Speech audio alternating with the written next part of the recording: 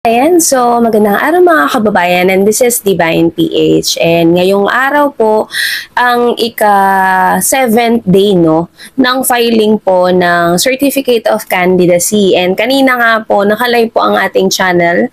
Bali si Joshua Corpus po yung nag-cover nun no kasi nga may mga bagay na kailangan ko pong asikasuhin kaya hindi ako nakasama. Pero kahapon nagpunta tayo and may mga ilang personalidad tayong nakita po na nag-file ng kanilang COC no, kasama na po dyan yung sa may party list.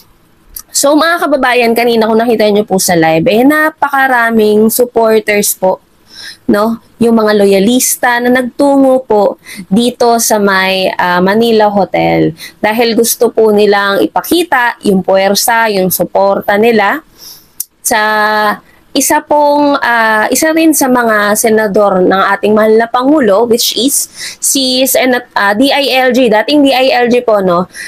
Dating DILG Ben-Hur Abalos, kasi nga po nakita ko kanina sa social media niya, nag-resign na po ata siya, no? Parang tama ba ako, nag-resign na siya, no?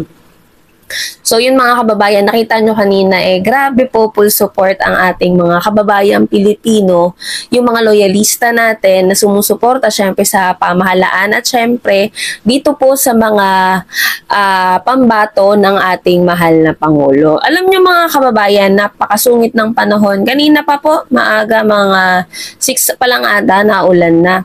Pero mga kababayan, itong mga supporter po ni President Bongbong Marcos at ni claim na natin, Senator Ben-Hur Abalos, grabe yung suporta nila kasi despite na malakas yung ulan, masama yung panahon, tas ngayon naman, mainit na mga kababayan, pero grabe yung suporta nila, no? Nandun talaga sila, napakaaga nilang nagpunta doon para ipakita po yung pagmamahal nila, yung suporta nila sa kandidatura po pagka-senador ni Sir Ben-Hur Abalos. So yan mga kababayan, maidagdag ko lang kasi hindi pa natin nabibigyan ng commentary. Bali nakita ko to, kung nag-content nito si Joshua. No, si Joshua Corpus, napanood ko din sa live niya. Napanood ko po dun sa kanyang channel na totoo pala na nagpa-press con.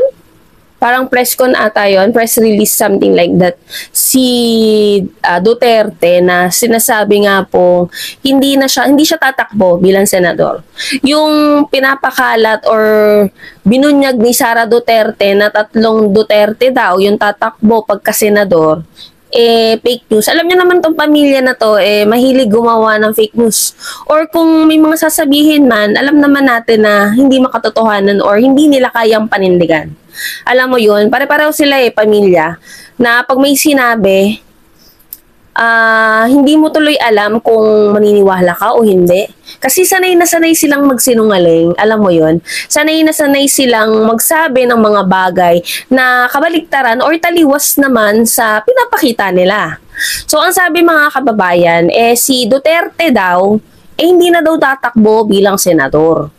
Siguro kasi alam nila walang chance.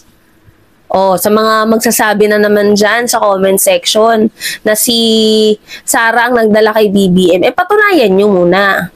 Kasi sa mga rally nyo nga, iilan lang kayo, hirap na hirap pa kayo sasabihin nyo si PBBM pa yung nakiusap para maging VP si Sara Duterte. Mga kababayan, nakita nyo naman po sa ating Facebook page na sabi ni Sara, lumapit siya kay PBBM at sinabi niya na kunin siya ang Vice President. Malinaw yon, mga kababayan. O baka kayo rin mismo nag-aalinlangan na sa sinasabi nitong pamilyang Duterte dahil, alam niyo yun, every time na may sasabihin sila, taliwas. Katulad nung sinabi ni Duterte last time na sabi niya, kasi kampanya na alam niyo naman mga kababayan, lahat ng mga balimbing na yan, sasabihin ng lahat para lang pumabor sa kanila yung tao. Diba sabi ni Duterte that time, wala naman daw siyang nakikitang ginawang mali ang Marcos admin or si President Bongbong Marcos para batikusin. Mismong mga supporter ni Duterte, hindi rin naniniwala sa sinasabi niya kasi nga, mahilig magsinungaling itong mga Duterteng to. So yun mga kababayan, tatakbong mayor na lamang, hindi na senador. Itong si dating Pangulong Rodrigo Duterte diyan sa may Davao. Bakit? Kasi mga kababayan, usap-usapan, bali-balita, na si Congresswoman Migs Nograles ng PBA Party List ang posibleng tumakbong mayor doon. Kinakabahan na po sila dahil baka nga naman ang kanilang baluarte may kuha pa ng mga Nograles. Isa po ang mga Nograles sa kakumpetensya talaga nitong mga Duterte dyan sa may Davao, no? So parang yun talaga yung nakikita natin na kinakabahan sila. Syempre nga naman, once na mawala na sila sa pwesto diyan sa may Davao at Nograles na ang maging mayor, lahat talaga ng mga lihim, yung mga baho, lalabas talaga. Ano pa bang iba, 'di ba? Wala naman yun lang yan mga kababayan. Tignan nyo nga sino yung mayor ngayon? Ano yung mga anomalyang lumabas? Aside doon sa mga opisyalis mismo na nagtatrabaho dyan sa City Hall nila.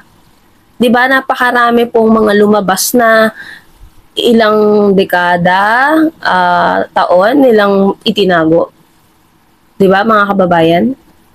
So ayan, ang mangyayari daw itong si dating Pangulong Duterte daw, siya daw ang tatakbong mayor, tapos yung anak niya ay magi-step down or slide down as vice mayor. So ako mga kababayan para sa akin, kahit pa sabihin nagpa-press ko ng ganyan, ako hindi na ako naniniwala sa mga sinasabi nitong mga Duterte kasi every time na may sinasabi sila, laging taliwas doon sa ginagawa nila, sa ipinapakita nila. Very, alam niyo yung kabaliktaran palagi. No?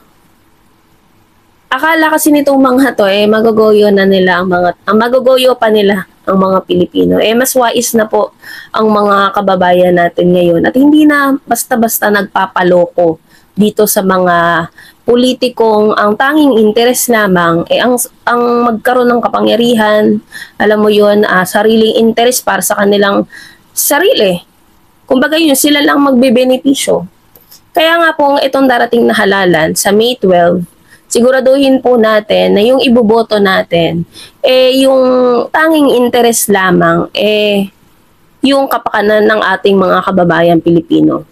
Yung kapakanan na mapaunlad, makatulong na mapaunlad ang ating bansang Pilipinas. Hindi yung gagala tapos pagbalik, kung ano-anong sasabihing negatibo sa gobyerno, akala mo naman nagtatrabaho. 'Di ba? Yung pa-swimming-swimming, walang ginagawa, tapos pagbalik, kung ano-anong sasabihin paninira sa gobyerno na kinabibilangan din naman.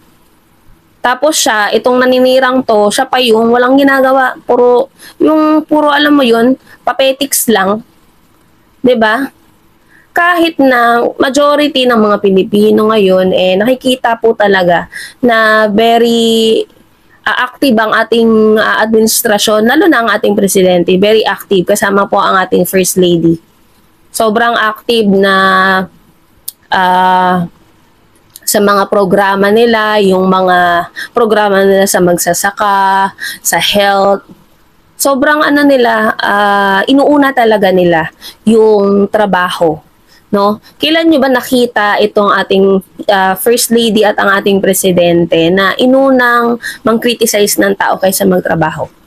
Inunang manira kaysa magtrabaho? Wala. Kasi ang focus talaga nitong mga Marcoses, ng Administrasyong Marcos, paunlarin ng Pilipinas, tulungan ng ating mga kababayan Pilipino at i-priority yung mga pangangailangan nila. Kaya deadma sila sa mga bashers, deadma sila sa mga naninira sa kanila. Kasi nga, ang nakaset na yung goal nila, yung mind nila, na mag-focus, na magtrabaho para sa ikauunlad ng bansa at syempre para sa ating mga kababayan Pilipino. So yan mga kababayan, sa darating po na halalan, iboto po natin. Uulitin ko, iboto natin yung mga karapat dapat na iboto. Hindi yung mga gusto lang pumwesto at tapos hindi naman magtatrabaho.